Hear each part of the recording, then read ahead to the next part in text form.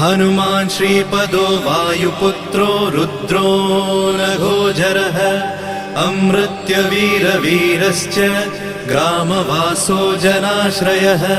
धनदो निर्गुणः शूरो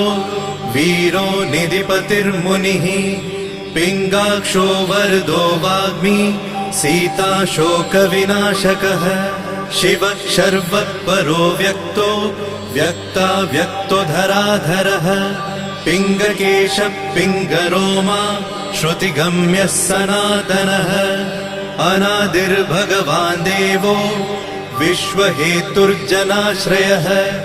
आरोग्यकर्ता विश्वेशो विश्वनाथो हरीश्वरः भर्गो रामो रामभक्तः कल्याणप्रकृतिस्थिरः विश्वम्भरो विश्वमूर्तिर्विश्वाकारश्च विश्वपः विश्वात्मा विश्वस्य